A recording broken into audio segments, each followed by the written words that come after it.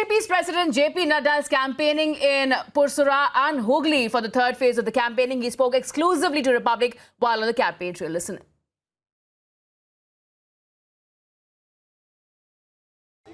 नड्डा जी, ये जो जन समर्थन मिल रहा है, जो प्यार मिल रहा है, क्या कहेंगे इसके बारे में? देखिए, बंगाल की जनता ने टोलाबाजी, तुष्टीकरण, कटमनी, भ्रष्टाचार, इन सबको, भाईपों का अत्याचार, सबको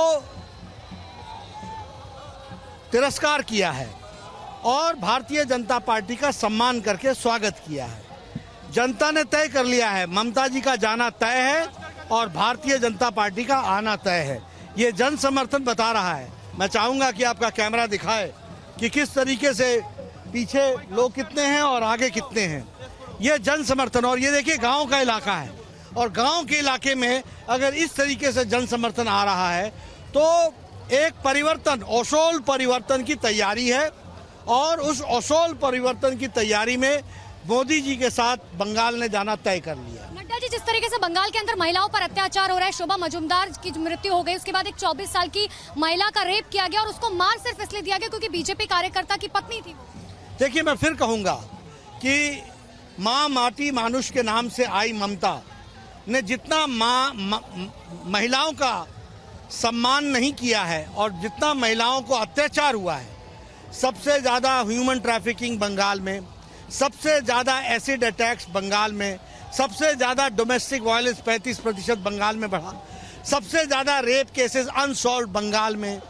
तो बड़े बड़े रेप केसेस जो अनसॉल्व रहे हैं, ये बताता है ममता जी का महिलाओं के प्रति उदासीनता बताता है और महिलाओं के प्रति जो आदर चाहिए था वो नहीं है। और इसीलिए बंगाल की जनता सड़कों पर आकर ममता जी को इस बार चुनाव में सबक सिखाना चाहती है। ममता जी का जिक्र किया, ममता बनर्जी ने आज ही आप लोगों के लिए कहा कि बेईमान और मतलबी लोगों को बाहर का रास्ता दिखाए क्योंकि ये लोग बाहर से आए हैं। देखिए, ये बौखलाहट है उनकी।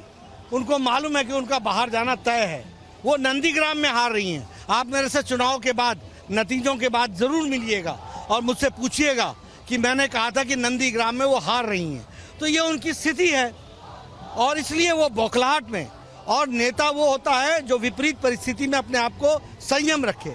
उन्होंने अपने नेतृत्व के पर भी प्रश्न खड़ा किया है क्योंकि बंगाल की जनता ने उनको हराना तय कर लिया है और इसलिए वो जो बौखलाहट में घटिया भाषा का इस्तेमाल कर रही हैं, जो हल्की भाषा का इस्तेमाल प्रधानमंत्री के खिलाफ कर रही हैं, अमित शाह जी के खिलाफ कर रही हैं, हमारे खिलाफ कर रही हैं, ये बताता है कि उन्होंने हार स्वीकार कर ली है।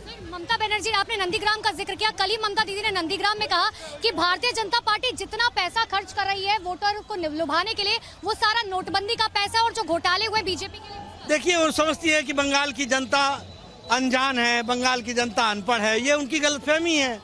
बंगाल की जनता उनसे ज्यादा जानती है और ये पब्लिक है जो सब जानती है। एक आखिरी सवाल मेरा, क्योंकि हुगली में जो है 18 में से 16 सीटें टीएमसी के पास है, ऐसे में बीजेपी के सामने बहुत बड़ी चुनौती है, कैसे पार करेंगे? मैंने कहा, जनता ने तय कर लिया, ये चुनौती जनता ने स्वीकार कर ली है। नतीजे के बाद मिलिएगा और हम देखेंगे कि कितनी सीटें भारतीय जनता पार्टी के पक्ष में आई।